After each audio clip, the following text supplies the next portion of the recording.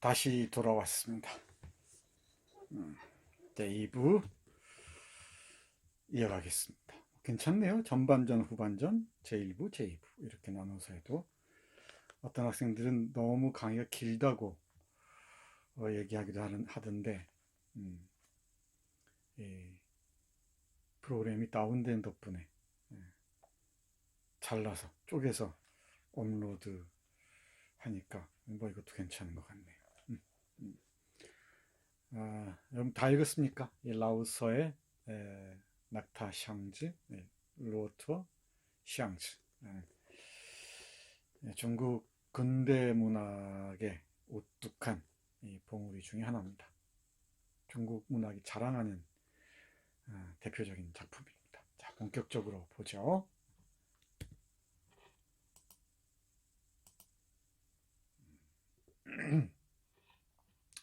라오서가 누군지 잠깐 볼까요?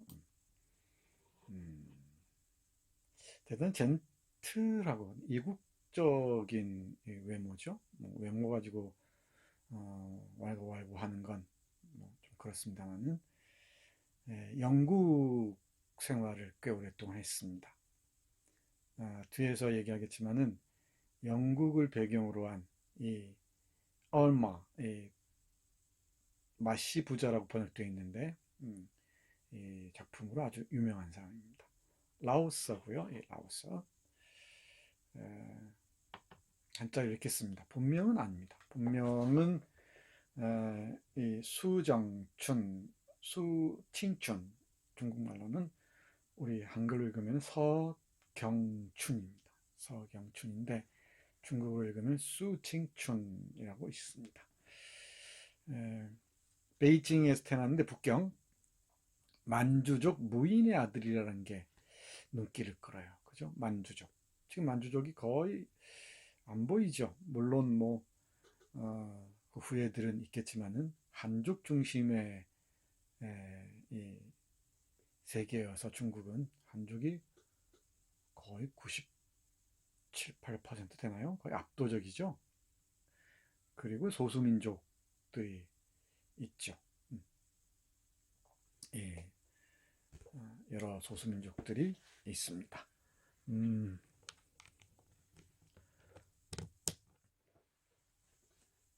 마이크 잭을 빼고 얘기를 했었네. 앞부분은 조금 잘 안 들릴지 모르겠는데 뭐 괜찮을 겁니다. 이 방송 녹화하는 과정이 아주 적나라하게 드러나서 좋죠.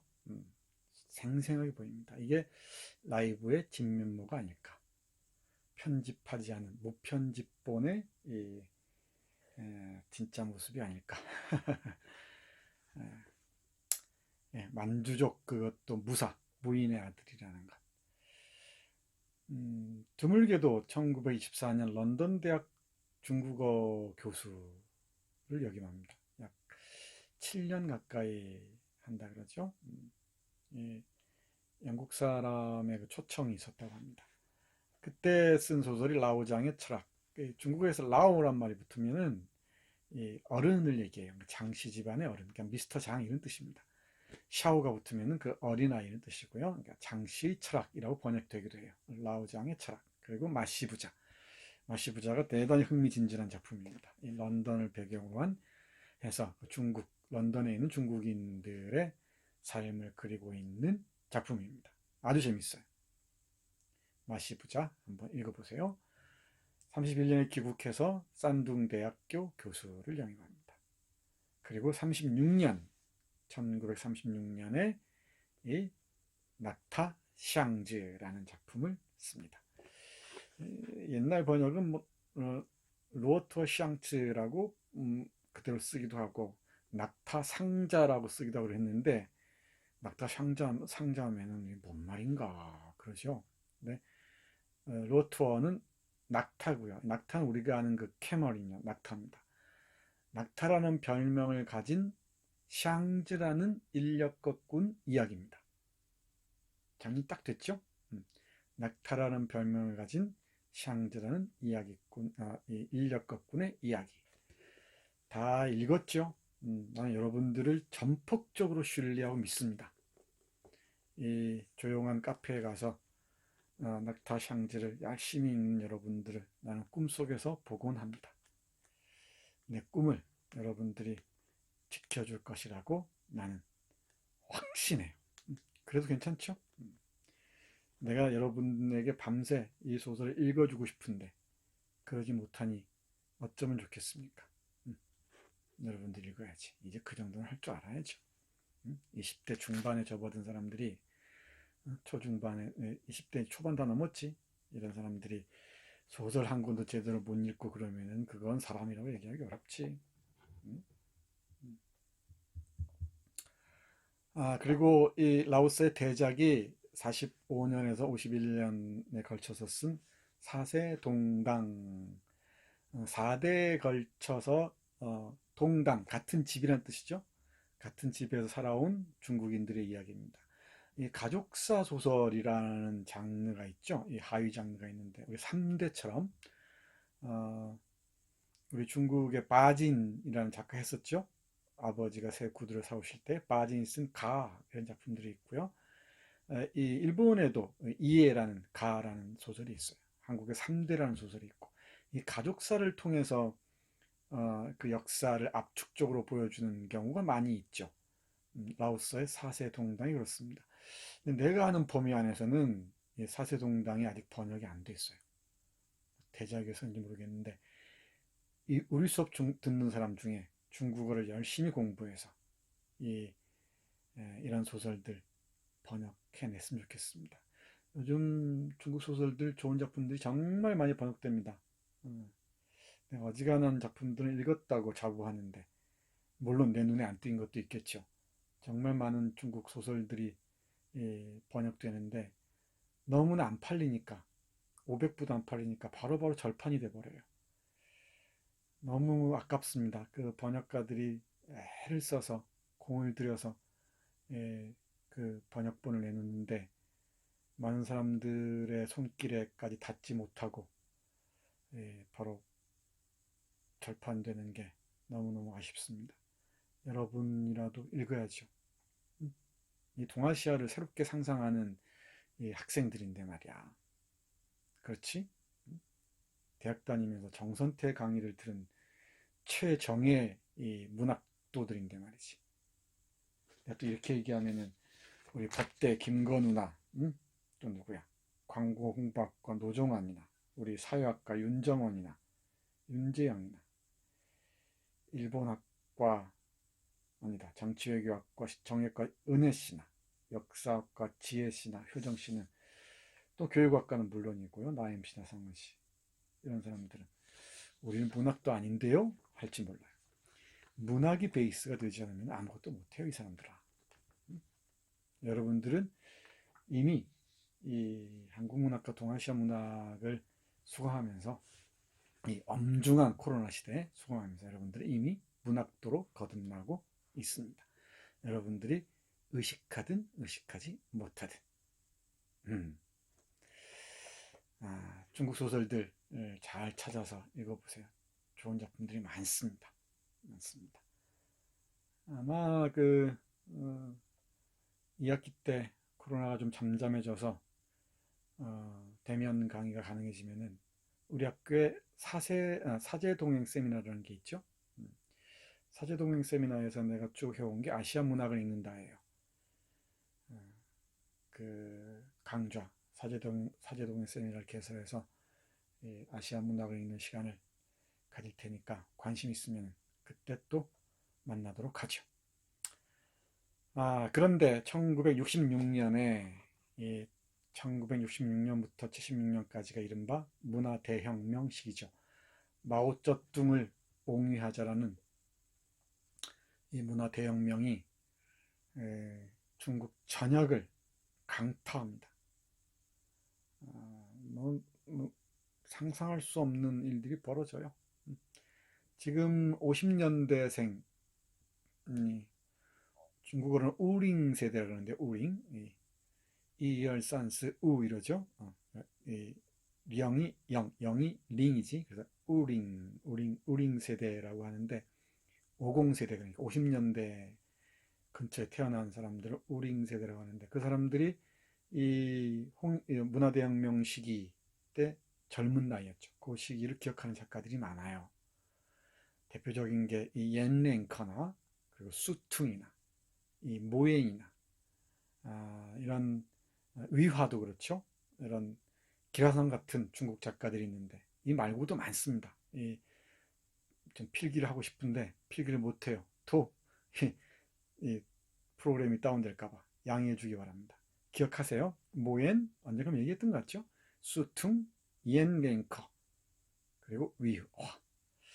이게 4대 천왕입니다. 요즘 중국 문학에 60대 접어든 사람들이죠. 이 작가들의 소설의 그 역사적 경험의 그 기반이 바로 문화대혁명입니다.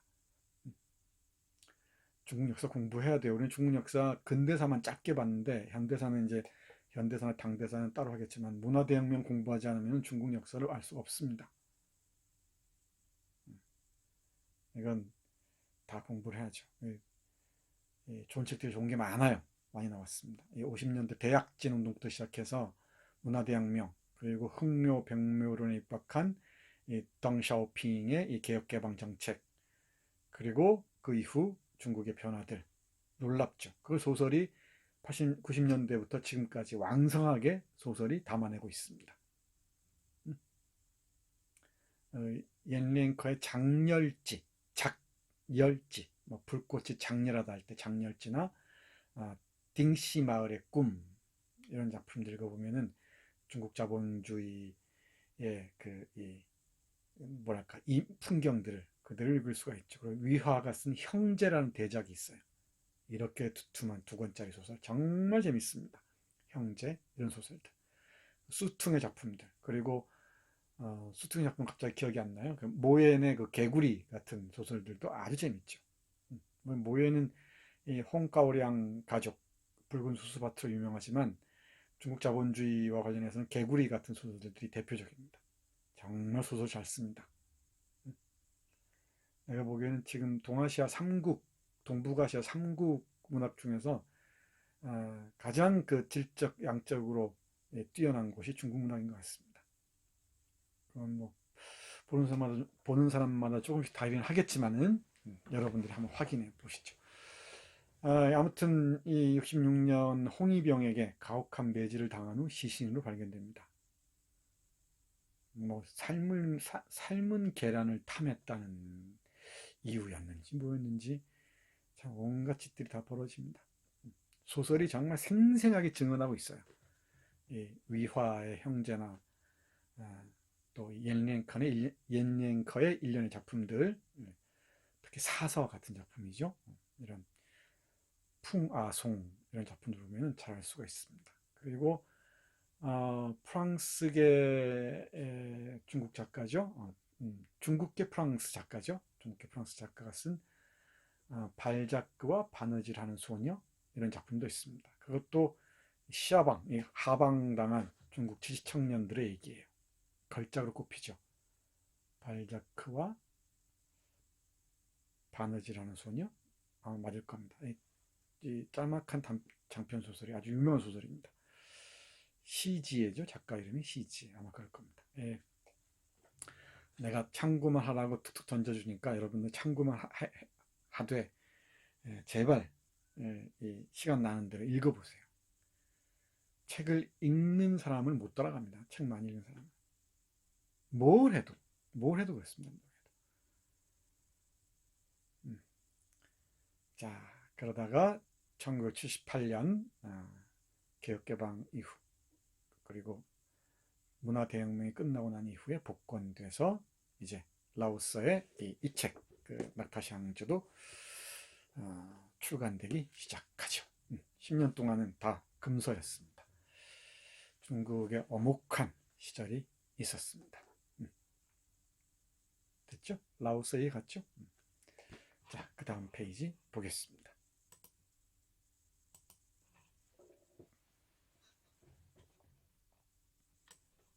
자, 이쪽으로 옮겠습니다. 자리를. 네, 이 칠판을 두고서 지금 왔다 갔다 하는 중이에요. 그죠? 왔다 갔다 하는 중입니다.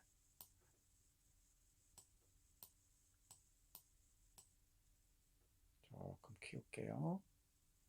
키우는데 왜 페이지가 넘어가나? 이제 몇몇 테마를 중심으로 여러분이 설명해 보겠습니다. 장편 소설을 이 짧은 시간 안에 뭐 다 얘기한다는 건 그건 말이 안 되는 얘기죠. 몇몇 내 눈에 띄는 지점들만 짧게 설명하겠습니다. 여러분들은 어느 지점에 초점을 맞출지 정말 궁금해요. 독자들의 몫이죠. 내가 계속 강조하지만은 내가 이 소설에서 읽어내는 중요하다고 읽어내는 부분들을 전적으로 따를 필요는 없습니다. 참조만 하세요. 이제 여러분의 시선으로 봐야 돼요. 여러분의 시선으로 보면은 이 에피소드든 이 어떤 묘사든 그죠? 어떤 그 대화든 전혀 다르게 읽히는 부분들이 너무너무 많습니다. 나도 그래요. 이 안에 이렇게 이 표시한 부분이 많아요. 보이나? 이 포스트잇 붙인 거. 근데 이걸 다 얘기할 수가 없죠, 여러분들에게. 여러분들도 그럴 겁니다. 어떤 각도에서 보느냐에 따라서 전혀 다르게 읽히니까. 이, 예를 들면은 누굽니까? 그 할아버지 있죠. 할아버지와 손주, 늙은 인력거꾼과 손자 샤오말 얘기 기억나요? 읽은 사람은 딱 대답할 텐데 내 메모를 보니까 154페이지라고 되어 있네요. 예를 들면 50살쯤 된 것 같은 이 늙은 인력거꾼과 손자 그 샤오말의 모습들이 대화로 쭉 이어지는데 이어지는데 정말 이 소설 전체에서도 아주 눈길을 강하게 끄는 그런 장면입니다. 이런 부분들 예를 들면은 그리고 또 이 대잡원이라고 해서 많은 사람들이 모여 사는 곳 있죠. 여기서 얼창졸한 주전뱅이가 어떤 짓을 하는지 그 뭐랄까요? 이 심란한 풍경들, 삶의 풍경들 그리고 폭우가 쏟아지고 난 다음에 어떤 그 모습을 사람들이 보여주는지 또 거기서 어떤 일이 벌어지는지 이 포주로 나선 이 훈이유라는 사람이 어떤 짓을 하는지 샤오푸즈라는 또 군인은 어떤 짓을 하는지 또 우리의 그 중요한 인물 중에 하나인 류스에라는 인력거 이 임대업자 있죠. 이 임대업자는 또 어떤 짓을 하는지 맨 마지막에 중요하게 등장하는 장면 있죠. 우리 이 샹즈가 샹즈가 뭐야 뉴스에를 인력거에서 내리세요 하고서는 막 뿌듯해하는 장면이 있죠. 이 정신 승리의 추구의 장면. 그런 부분들 또는 차오 선생이 주목할 수도 있고요. 다양한 이 잣대로 이 소설들을 읽어낼 수가 있어요. 기준으로 읽어낼 수가 있어요. 그러니까 여러분들이 이 어떤 그 관점에서 보느냐에 따라서 저는 다르게 읽힙니다. 그러니까 제발 부탁하는데 내가 강조하는 것은 한두 군데 참조할까 말까 하는 거예요. 이건 독자인 내가 읽는 겁니다.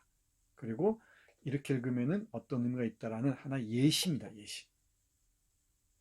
내가 이걸 계속 강조하는 건 권위에 기대지 말라는 거예요. 비평가든 교수든 이런 사람들 해석의 권위에 기대지 말고 그건 잠시 참조만 하고 여러분들이 치고 나가요. 텍스트의 결을 따라서 치고 나가야 돼요.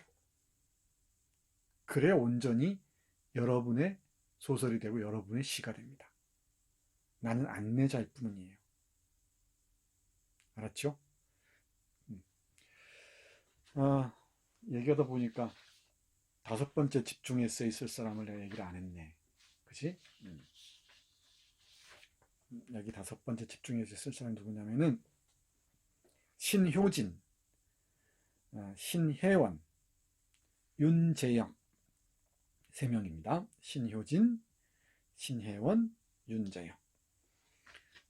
이 세 사람 어떤 에세이를 썼지 참 궁금합니다. 지금 우리가 마르크스의 1844 경제학 철학 초고에서 시작했죠. 그리고 고바야시 다케시의 개가공선 읽었습니다. 그리고 이 좌파 지식인들의 연대의 한 장면으로서 나카노 시게하루와 임화의 시를 봤고요.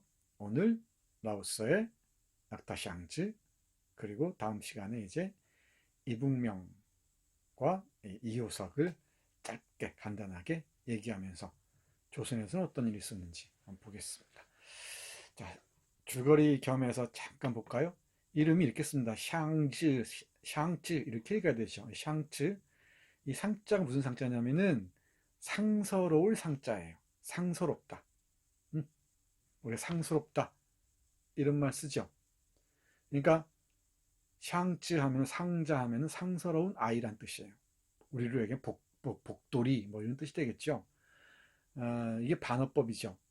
우리 이 소설은 샹즈라는 사람이 몰락해가는 과정을 그리고 있는 일종의 몰락의 서사 또는 타락의 서사죠. 그렇죠? 그냥 비극이지. 이 반어법입니다. 아마 이 소설 읽은 사람들은 다 읽었죠, 당연히. 현진건의 운수 좋은 날을 떠올릴 겁니다.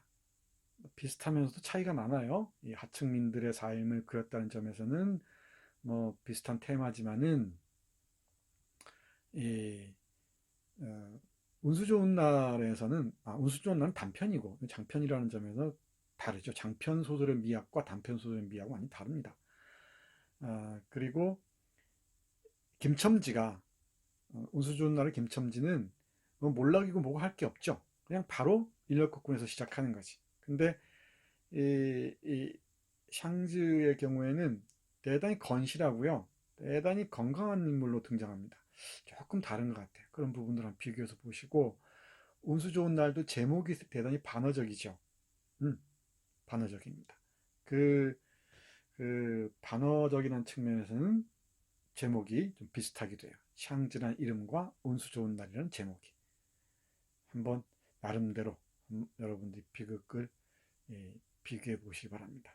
아내의 죽음으로 끝나죠. 그리고 김첨지가 돌아가서 본 방의 풍경들, 이 젖먹이를 안고 죽은 아내를 안고 울부짖는 모습들과 샹즈가 이상하게 결혼을 하게 된 훈이유를 바라보는 그 시선들, 이런 심리들을 비교해보는 것도 재미있을 것 같아요. 근면하고 성실한 젊은이 샹즈. 근면하고 성실한 젊은이입니다. 네, 근면하고 성실한 젊은이 잘 살아야죠. 근데 그렇지 못하다는 게 이 소설의 큰 줄기입니다. 그냥 몰락의 서사라고 얘기를 했죠. 메모 잘 해놓으세요. 몰락의 서사. 소설은 대부분 근대 소설들은 몰락, 주인공들이 몰락을 그리죠. 예, 최정점에 올랐다가 끊임없이 몰락하는 소설들을 그립니다. 부르주아 시대의 서사시는 타락하는 과정들을 보여주는 게 대부분입니다. 인물들이 타락하는 과정들을 쭉 보여주죠. 발자크의 뭡니까 고리오 영감을 봐도 그렇고요. 그리고 우리 플로베르의 마담 보바리를 봐도 그렇고요. 에밀 졸라 소설들, 일련의 소설들 봐도 그렇고요. 뭐 나나든 뭐든 그런 특히 이 19세기 중후반 프랑스 소설로 대표되는 근대 소설들이 특히 그렇습니다. 물론 영국 소설, 프랑스 소설, 독일 소설, 러시아 소설 다 다릅니다. 미국 소설도 다릅니다. 궁금하죠? 어마어마한 일이 벌어집니다. 소설을 읽다 보면 정말 어마어마한 일이 벌어져요. 나는 대단히 불만스러운 게 뭔가 좀 이상한 소리 하면은 말도 안 되는 소리 하면 소설 쓰고 자빠졌네 이런 말 하지. 누가 거짓말하고 조작하면은 소설 쓰고 계시네 이런 말 하죠. 그건 소설에 대한 능멸이에요. 소설이란 이 언어예술 장르는 그렇게 호락호락하지 않습니다. 우리 영문학의 그 로렌스 스턴, 로렌스 스턴 있죠? 신사, 뭐야, 갑자기 생각이 안 난다. 그 책부터 시작해서 우리 예, 누굽니까? 프랑스의 16세기죠? 16세기 라블레의 그 가르강테와 팡타그리에 또 이쪽 뭐 연문학이 많이 있죠? 예, 라셀라스의 작품부터 시작해서 언젠가 얘기했던 것 같네요. 이 캔터베리 이야기라는 것까지. 예, 그 흐름들을 쭉 보면은 어마어마합니다. 인간의 모든 부분들을 기록하려는 그 욕망들이 소설이라는 장르에 그대로 드러납니다. 예, 그런 얘기를 종종 해요. 이 세상에 그 많은 소설들을 언제 다 읽겠느냐고. 뭐, 다 읽을 수는 없지. 그렇죠? 근데 정말 정선해서, 정말 에센스들만 잘 뽑아서 세계문학사의 빛나는 작품들, 한 1000권만 읽으면은, 1000권만 안 읽어도 돼요. 딱 여러분 서재에 딱 꽂혀 있으면은, 여러분은 충분히 풍요롭습니다. 1000권 그러면 어마어마한 것 같죠? 1000권은 어마어마한 것 같은데, 책꽂이 하나면 됩니다. 좀 큼직한 책꽂이 하나면 그게 1000권이에요. 거기에 좋은 책들, 응? 딱 벽 하나, 응? 예, 큼직한 책꽂이에 딱 1000권쯤 좋은 책들 딱 갖고 있으면은 그 뒷배가, 이 백그라운드가 확실하지. 그 좋은 책들을 나하고 얘기하면서 하나씩 하나씩 알아가는 거지, 이렇게. 빛나는 청춘은 그렇게 기억됩니다. 내가 내 젊은 시절에 읽은 책들. 그게 여러분들의 기억의 대지를 풍요롭게, 비옥하게 할 것이고, 그게 여러분들의 노년을 행복하고 풍요롭게 할 거예요. 그렇게 사는 겁니다. 무슨 얘기하다 말았나 또. 소설 읽다가 소설 얘기하다 그랬나요? 그 먹을 것, 입을 것을 아껴가며 한 푼 두 푼 모은 돈으로 자기 인력거를 산다. 현진건의 작품하고 비교하다 그랬죠? 비교하다가 딴 데로 샜네요. 소설이 담고 있는 그 세계들. 개인의 일상적인 삶부터 그 장소의 풍경들, 그죠? 내면의 드라마들, 그리고 역사와 개인의 운명, 뭐 온갖 그 이야기 소재들 넘나드는 가장 탐욕스러운 장르가 바로 소설입니다. 바흐틴이라는 러시아의 걸출한 비평가가 한 말이죠. 자, 계속 갑시다. 계속 더 나가면 또 한참 그 돌아서 와야 됩니다. 입을 것을 아껴가며 그는 먹을 것 입을 것을 아껴가며 한 푼 두 푼 모은 돈으로 자기 인력거를 삽니다. 사죠?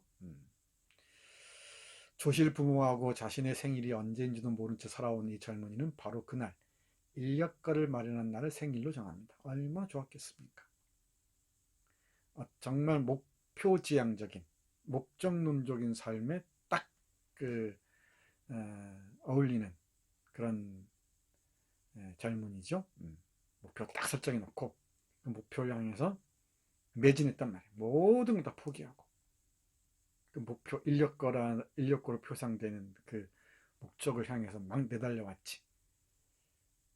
근데 목표가 완성되는 순간에 오는 허탈감은 어쩔래나 나도 몰라요. 막 까르페 디엠을 얘기하지 않더라도 나는 목표지향적인 삶은 적지 않은 회한을 늘 거느리게 마련이라고 생각해요. 물론 우리는 일정 정도 목적의식이 있어야죠. 또 목표도 설정하고 그 목표를 향해서 뭐 사는 모습도 보여주기도 하고 그래야 되죠. 근데 목적에 완전히 끄달려 버리는 순간에 목표를 위해서 현실의 삶을 다 포기하고 헌납하는 순간 우리의 삶 자체가 황폐해지는 경우가 많습니다. 내가 우리 학생들한테 늘 얘기하는데 좋은 회사 들어가기 위해서 청춘을 좀 참아. 청춘의 특권을 다 포기해. 그래서 좋은 회사 들어갔다 칩시다.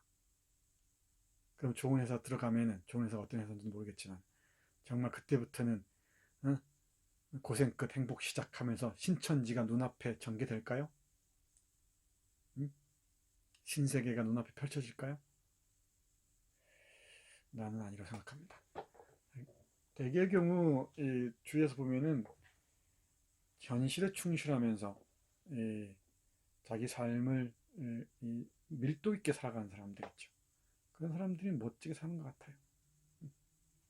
자, 우리 샹지는 대단히 이 목표지향적인 사람이었습니다.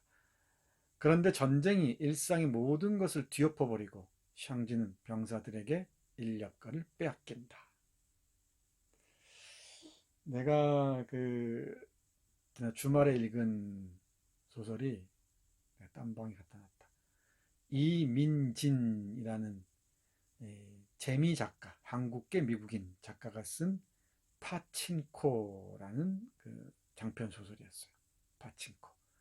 아주 재밌습니다. 그 제일 조선인의 그 4대의 삶을 그린 소설인데 그 첫 문장이 그래요. 역사가 우리의 삶을 망쳐놨지만 아무래도 상관없었다. 딱 이 문장입니다. 대단히 그 임팩트가 있는 문장이죠. 역사가 개인의 삶들 송두리째 망가뜨리는 경우 많죠. 우리 인생 계획대로 잘 안 됩니다. 어떤 하나의 우연이 우리의 삶의 기로를 완전히 바꾸는 데 있습니다. 우리의 삶의 길을 완전히 바꿔놓을 때가 있습니다. 기로를 바꿔놓는 게 아니고.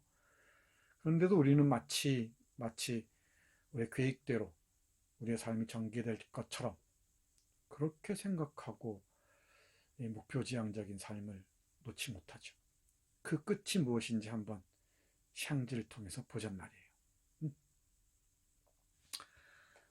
이 병사들에게 인력을 빼앗깁니다. 이유도 없죠.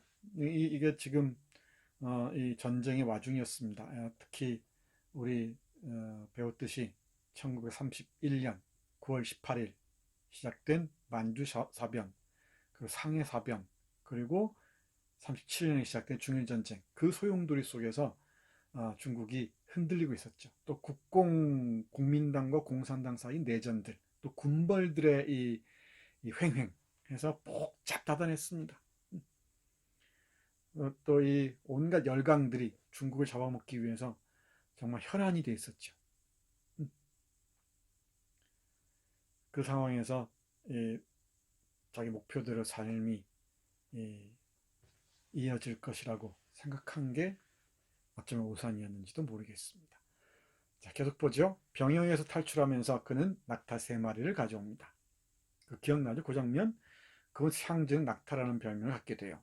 급기야 그는 살기 위해 돈을 벌고 돈을 위해 사상을 받아들이고 다시 하루의 즐거움을 위해 타인의 목숨을 팔며 순결했던 자기 여운을 극단의 파국으로 몰아갑니다. 이게 개략적인 줄거리입니다. 그러니까 몰락의 서사가 분명히 보이죠. 분명히 보입니다. 하기야 뭐 몰락할 것도 없었다고 할지도 몰라요. 조실 부모하고 가진 것이 없어서 한 푼 두 푼 모아가지고 인력거 한 대 산 게 그게 단데 뭐가 몰락할 게 있느냐라고 얘기할지 모르지만은 이 정신이나 영혼의 측면에서 보면은 철저하게 타락하지. 경제적인 몰락은 그렇다 치더라도 이 정신의 몰락, 영혼의 타락, 이게 심각하죠. 화폐신이 지배하는 사회에서 우리의 온전한 이 정신을 지켜간다는 게 쉬운 일이 아닙니다. 자신의 자존을 놓지 않고 살아가는 게 정말 쉬운 일이 아니죠. 조그만 유혹에도 우리는 흔들립니다.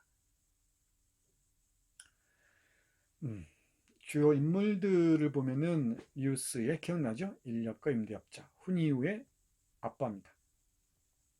이 훈이우라는 여성 참 문제적이죠. 샹즈와 결혼하죠.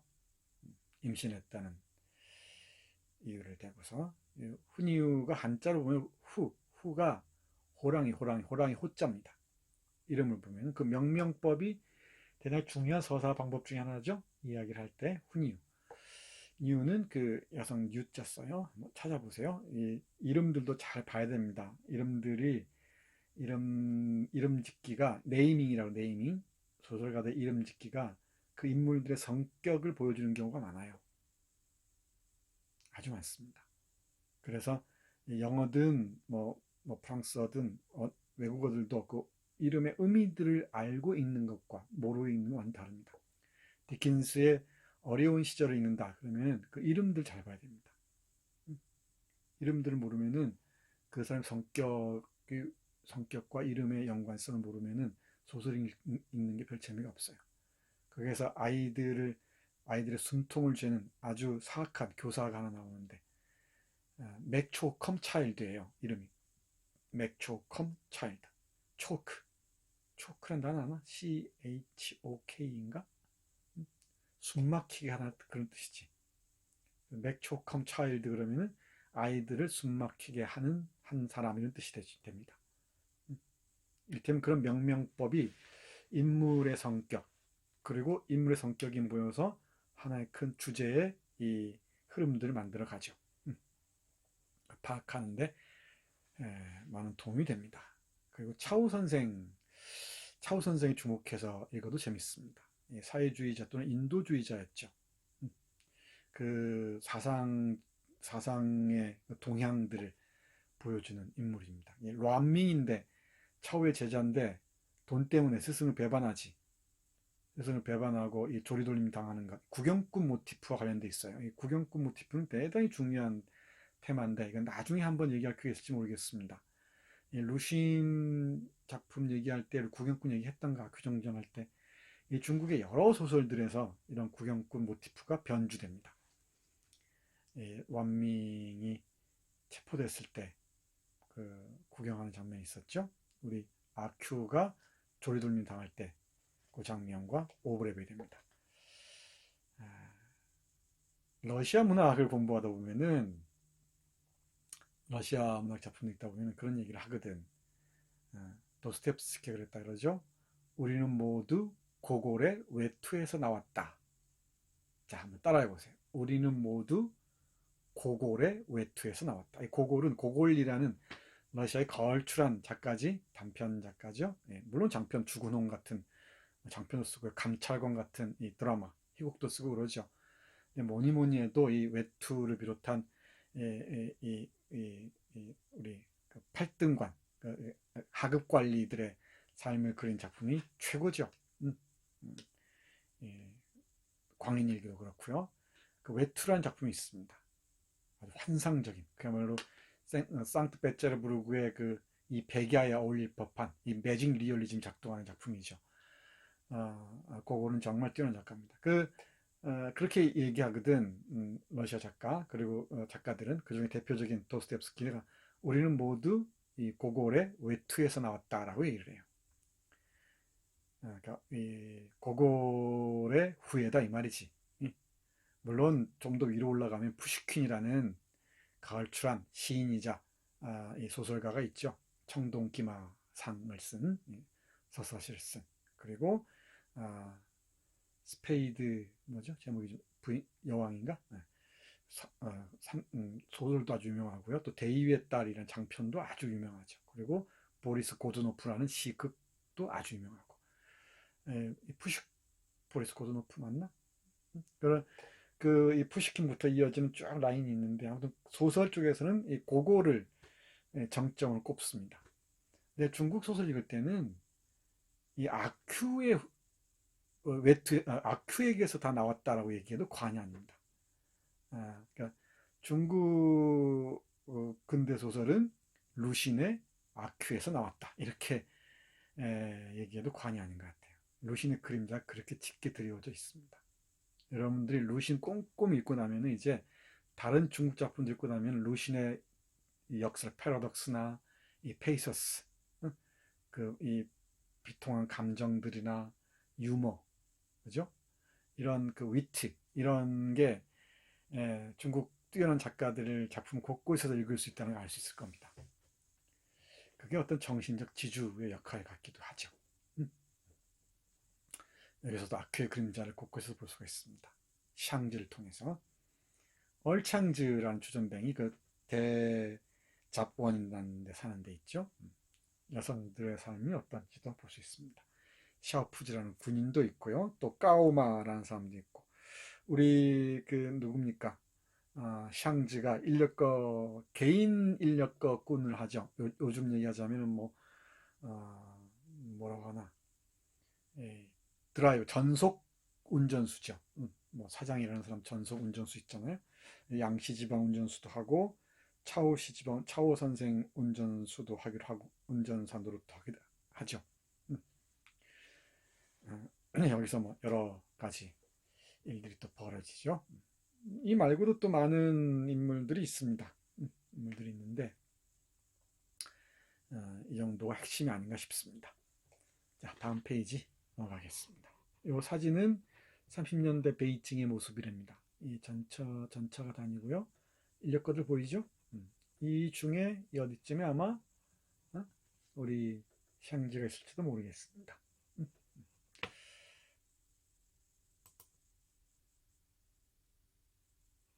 자, 희망의 배반. 여러분께 간곡하게 부탁하는데 이 루신의 산문시집 들풀이 있어요. 희망의 시를 읽어줬나? 일부만 읽어줬죠?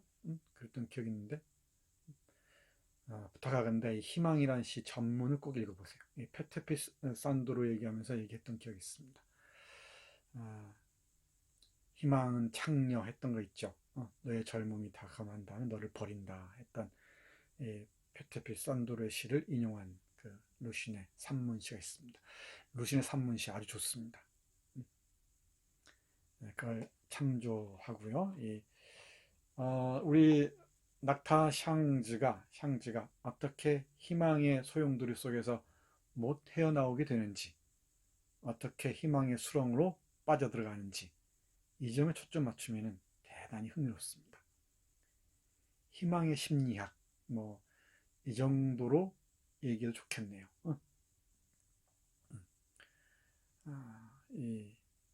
뭐 희망의 배반 이런 제목도 괜찮죠? 우리 희망 고문 이름만 많이 쓰잖아요. 또는 뭐 희망 고문의 또 하나가 아프니까 청춘이다. 왜 아프니까 청춘이에요? 왜 청춘이 특권을 누리면 안 되나? 왜 청춘이 아파야만 되나? 열정페이 뜯어내려고 그러나? 곤란한지. 그런 속임수에 넘어가면 안 됩니다. 청춘은 열심히 살다 보니까 특권을 누리다 보니까 나중에 그게 조금 아픔으로 남을지 안 될지 몰라요. 근데 아프니까 청춘이라는 거야. 뭐 젊어서 고생 사서도 안 돼. 왜 사서 하나? 젊어서 고생은?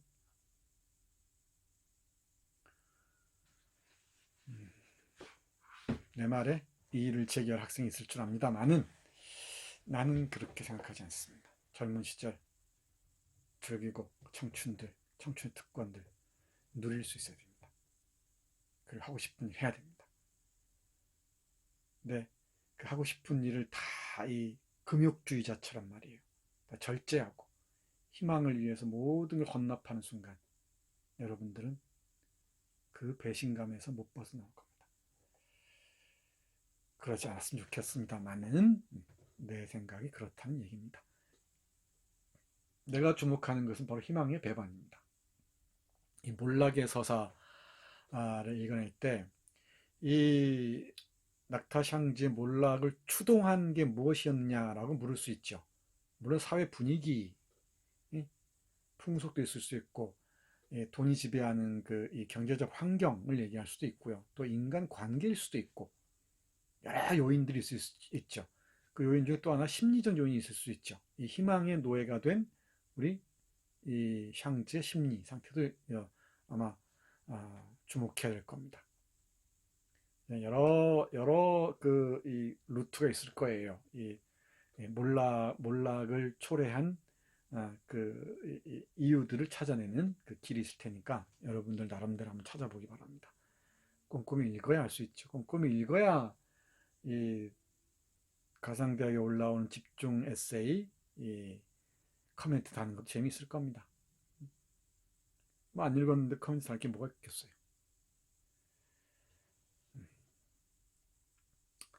인력거를 끄는 일은 죽음의 길이다. 절대 결혼을 해서도 병이 나서도 사고가 나서도 안 된다. 그는 자신이 처음 산 인력거, 자신이 모은 돈이 생각났다. 그가 모은 돈을 누가 건드렸지? 병 때문도 결혼을 했기 때문도 아니었다. 그냥 터무니없이 잃어버렸지 않은가.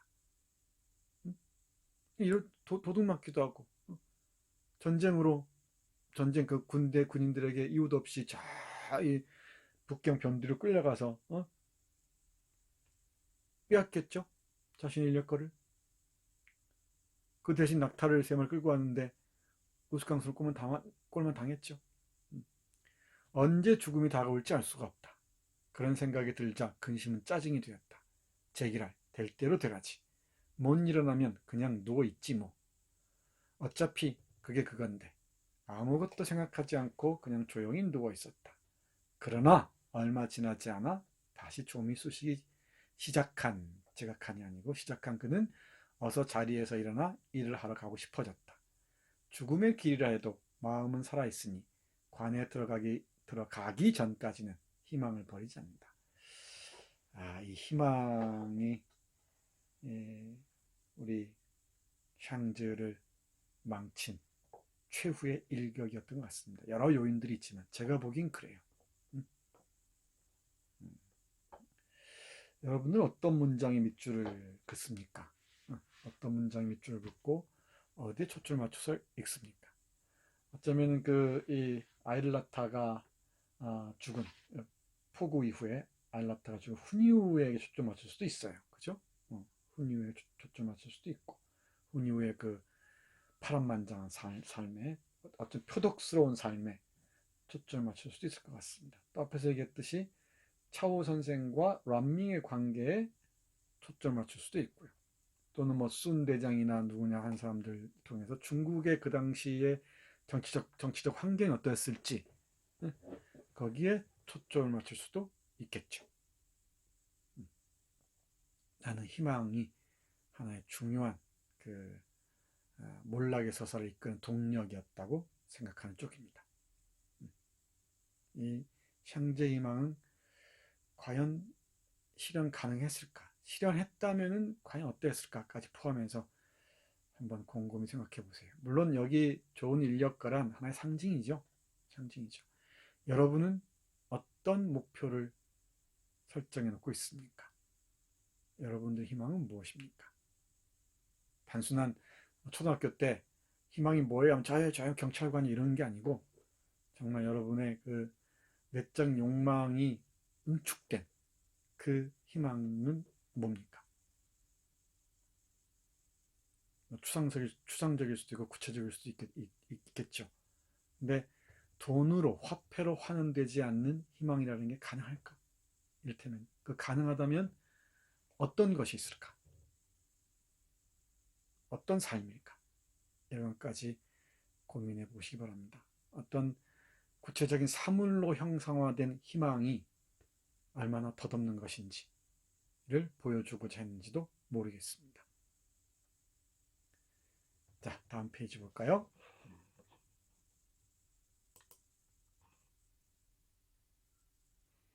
아큐식, 앞에서 얘기했죠? 아큐식 정신 승리도 주목해야 됩니다. 그 전에 여기 289쪽 및 9쪽과 304 및 355쪽 이랬죠. 여러분들이 책을 읽으실 때 이런 아이디어 이렇게 관련된 부분들이 있으면은 쭉 책에 포스트잇 붙이면서 메모하면서 C 몇 쪽 이런 식으로 몇 쪽과 관련되어 있는 걸 찾아가시오 이렇게 메모를 쭉 하세요. 그 습관 들여야 됩니다. 그래야 나중에 다시 펼쳐볼 때 이게 확 들어와요. 인물 관계도 그리고 이런 간단하게 메모하는 습관들이고. 그러니까 예를 들면 나는 작은 포스트잇 붙이고 이렇게 큰 포스트잇 붙여서 메모를 합니다. 뭐 책 안에도 메모를 하기도 하지만은 이게 여러분들 손때를 탄 여러분들의 그 추억의 사물이 되겠죠. 음. 그래서 나중에 한 번 더 읽을 기회가 있다면은 달라질 겁니다. 내가 왜 이런 데다가 밑줄을 그었지? 그럴 때가 있을 거예요. 다 다릅니다. 그런 얘기 하잖아요. 왜 어린 왕자를 읽어도 초등학교 때 읽을 때와 중학교 때 읽을 때와 고등학교 때 읽을 때와 어른이 돼서 읽을 때와 노인이 돼서 읽을 때 다 다르다 그러죠. 예를 들면은 좋은 작품들이 그렇습니다. 그러니까 시계열적으로 시간적으로 내 텍스트를 보는 시야가 어떻게 바뀌어왔는지를 볼 수 있을 겁니다. 이렇게 짧은 메모 한 줄을 통해서. 네, 다음 페이지 다시 가죠.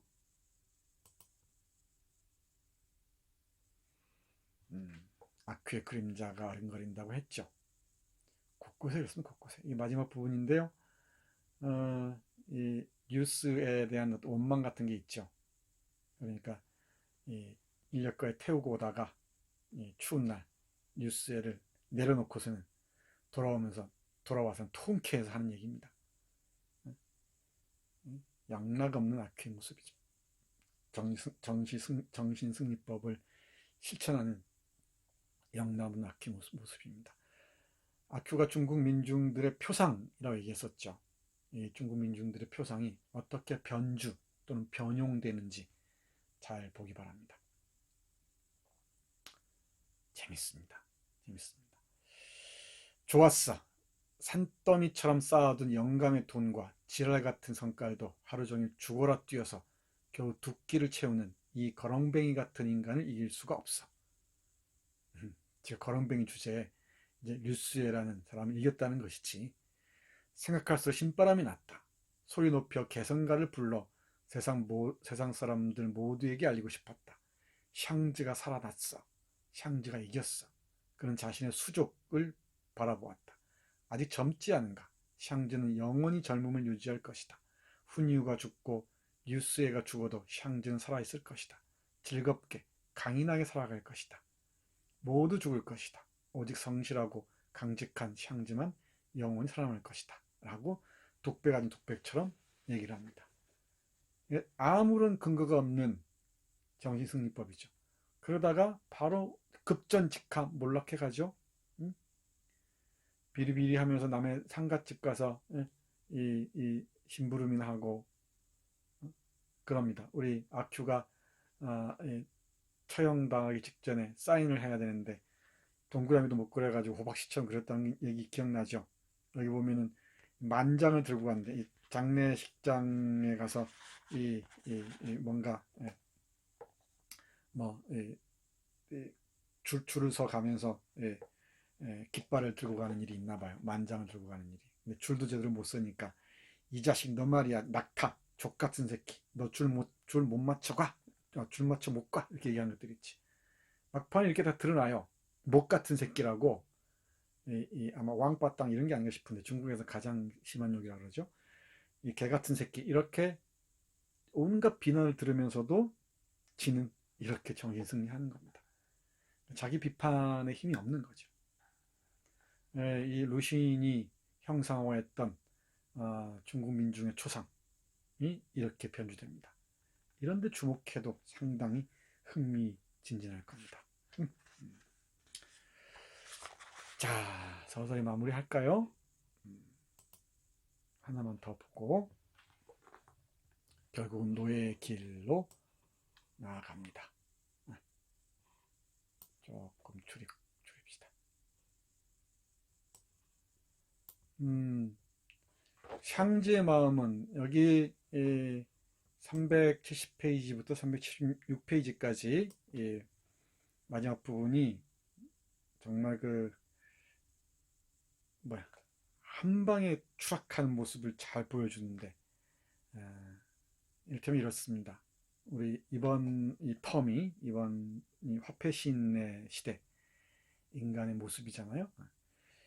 샹즈는 어떤 모습인지 한번 보세요. 샹즈의 마음은 오로지 그 돈을 따라 움직이고 있었다. 돈을 따라 움직입니다. 모든 희망의 근거는 화폐로 환산할 수 있을 때 가능한 것이지. 샹즈에게는. 여기서 우리는 생각해야죠. 여러분이나 나는 샹즈로부터 얼마나 멀리 와 있는가? 이 질문을 던져야 됩니다. 어떻게 그 돈을 쓸 건지, 어떻게 하면 사람들이 모르게 할지, 어떻게 하면 이 돈을 즐기면서도 안전하게 다룰지, 자신을 위한 생각 따위와는 멀어진 지 오래였다. 뭔지도 모르게 그냥 돈에 따라 움직이는 거예요.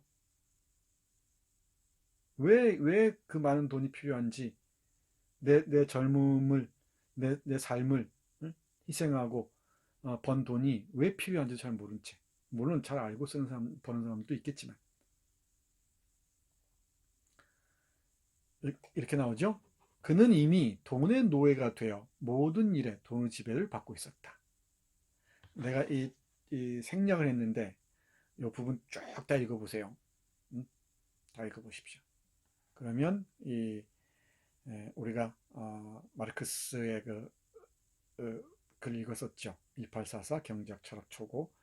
그 마르크스의 이야기가 30년대 중국에서 샹지를 통해서 어떻게 발현되는지를 알 수 있을 것입니다. 구체적으로 드러나는지를. 그는 인력거꾼 조직 일에 참가했다. 샹즈는 이미 깃발을 들고 구호를 외치는 노련한 시위 전문가였다. 시위도 물론 인력거꾼의 권위를 위해서, 권익을 위해서라거나 인력거꾼의 그 이해관계죠. 그런 걸 위해서가 아니에요. 돈 벌기 위해서예요. 그냥 시위 전문꾼이 되는 겁니다.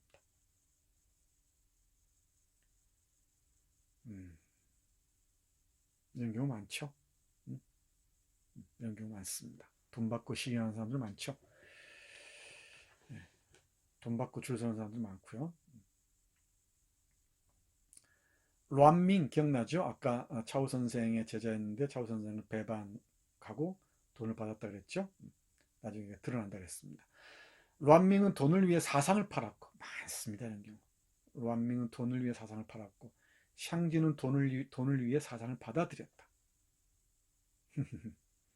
자신의 여기 사상 사회주의를 얘기하죠. 란밍은 돈을 위해 사회주의 사상을 팔았고, 샹지는 돈을 위해 사회주의 사상을 받아들였어요. 이 온전한 의미 있는 사회주의 사상일 리가 없죠. 란밍은 만일의 경우 자신이 샹지를 희생시킬 수도 있다는 걸 잘 알았다. 샹지는 이런 생각을 해본 적이 없지만 필요해지자 란밍을 팔았다. 돈을 위해 일했으니 더 많은 돈에 약할 수밖에 없었다. 이 물고 무는 관계를 보십시오. 돈으로 물고 무는 관계들. 체면을 소중히 여기고 강인하게 꿈을 쫓던 사람, 자신을 사랑했고 독립적이었던 사람, 건장하고 위대했던 샹지는 얼마나 많은 장례식의 일꾼이 되었는지 모른다. 중국 문화에서는 가다가 추락할 데가 없으면은 맨 마지막에 가는 게 그 장례식장에서 울어주는 사람이라고 해요.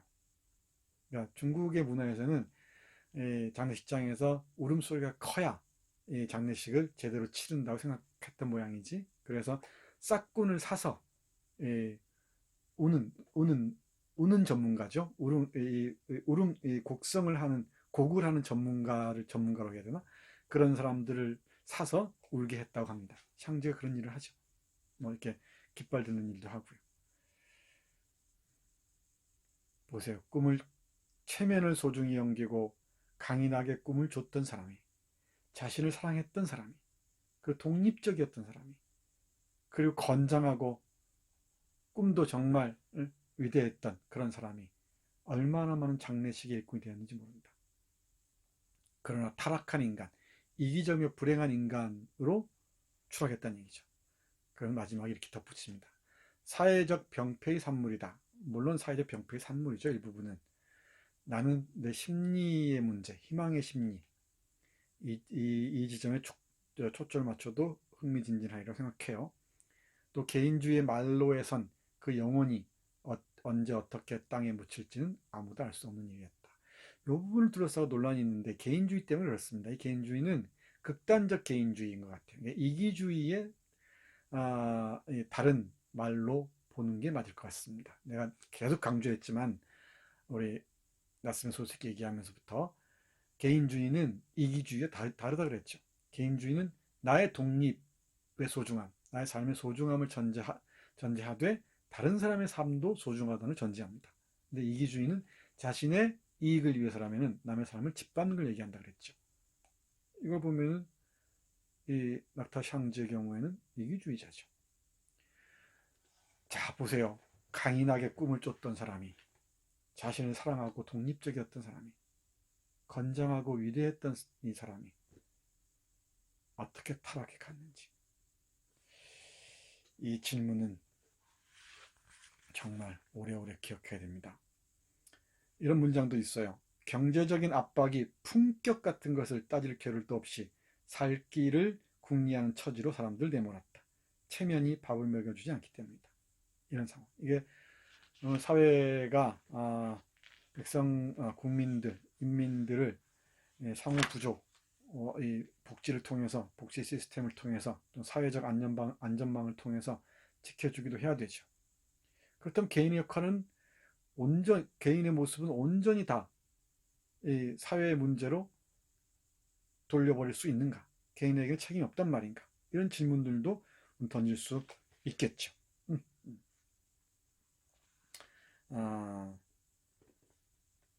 이 소설 읽다 보면은 정말 지금 읽어도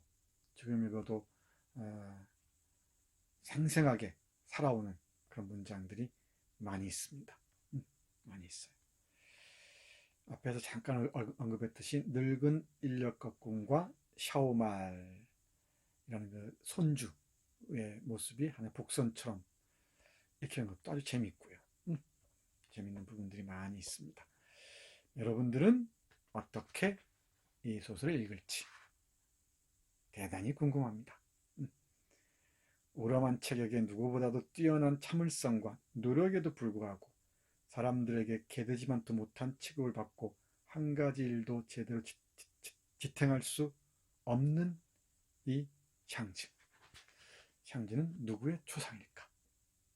우리하고는, 우리의 모습과는 얼마나 멀리 떨어져 있을까? 그 판단은 여러분에게 맡기겠습니다.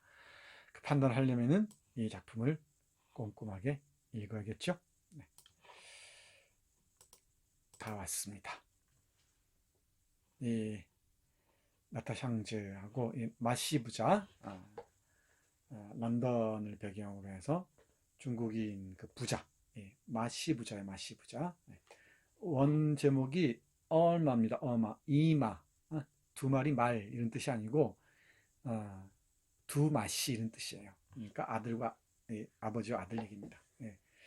중국을 떠나 영국에 간 아버지와 아들 골동품 문제, 또 중국인들의 갈등, 내부 갈등, 이런 문제들을 흥미진진하게 그리고 있는 라오스의 대표작 중에 하나입니다.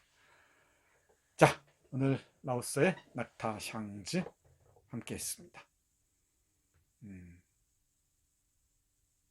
댓글 잘 다시고요. 여러분들의 댓글이 이 강의의 퀄리티를 좌우합니다. 집중 에세이 잘 쓰시고요. 코멘트도 잘 달기 바랍니다. 아울러서 이제 6월이 다가옵니다. 기말 에세이를 천천히 준비해야 할 겁니다. 기말 에세이는 여러분들이 전적으로 문제를 설정하고 에세이를 써야 합니다. 분량은 200자 원고지 50장 이상입니다. 아마 A4 표준 설정으로 하면은 6장 내지 7장쯤 될 겁니다. 지금 집중 에세이 써온 여러분들은 얼마든지 할 수 있어요. 지금부터 미리미리 개요 짜고 글에 스케치하고 메모들 하고 준비하기 바랍니다. 여러분들 한 학기에 총 결산이 될 테니까요. 네, 수고했습니다. 마치겠습니다.